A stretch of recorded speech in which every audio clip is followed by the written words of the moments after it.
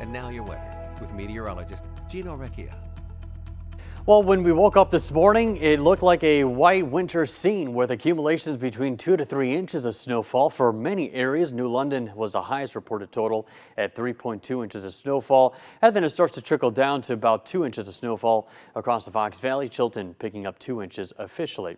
As snowfall season, we are now up to 38 inches of snowfall, but we're running close to 10 inches below the normal. But certainly improvement compared to where we were at this time last year with under 28 inches of snow.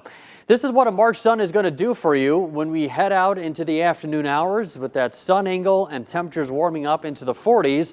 One minute you see snow and the next minute you see brown grass, and we're going to have some areas who have now gone back to that brown grass to get back over to a little bit of some of that snowfall. Once again, we got this warm front that's lifting northward, and along that warm front we are going to be having a band of snowfall that sets up. We're starting to see that right now over the Dakotas, moving across southern Minnesota, and that is all advancing eastward. Doesn't look impressive right now, but as that warm front stagnates itself somewhere across that Highway 29 corridor, that's going to act as a lifting mechanism to spark off that band of snow. And that's why we have a thin area of winter weather advisories, because it's going to be a small area that's going to pick up a couple inches of snowfall.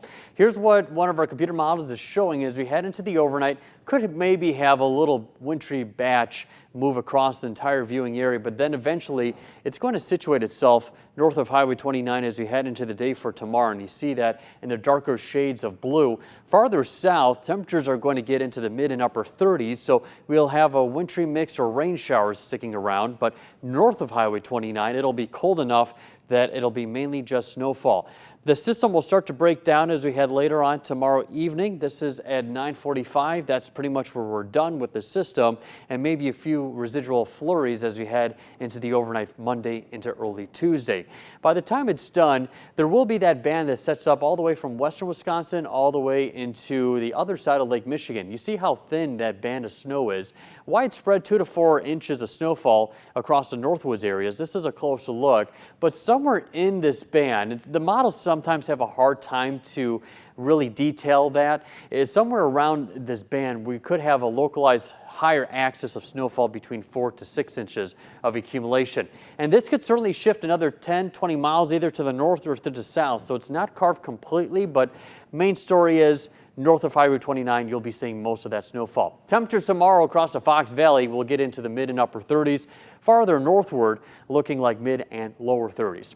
43 outside with a wind out of the west at 18 miles per hour. It is breezy outside, certainly. Feeling like 35 with a sunset 4 minutes before 7 now that we have spring forward, and certainly have those temperatures in the mid and upper 40s across our area. A little bit cooler at Pembine 37, Ephraim as well 37, and Anago holding on to 37. So for tonight, we'll drop down into the upper 20s with calm winds, increasing clouds. And then as we get into early daybreak tomorrow, that's when that snowfall is going to move in here. High temperatures getting into the mid and upper 30s, maybe some peaks of sunshine south of Highway 29 across most of the Fox Valley, but northwards it's going to be cloudy with that snowfall moving across. 44 on Tuesday, partly cloudy skies, and then it seems like someone's going to put an open flame across our area because we're going to really warm up, getting up to high near 60 degrees. It'll be a one-day event, then being back down into the low 50s on Thursday. And we'll have to monitor a system on Friday. Right now shows we could have maybe some rain, some snow.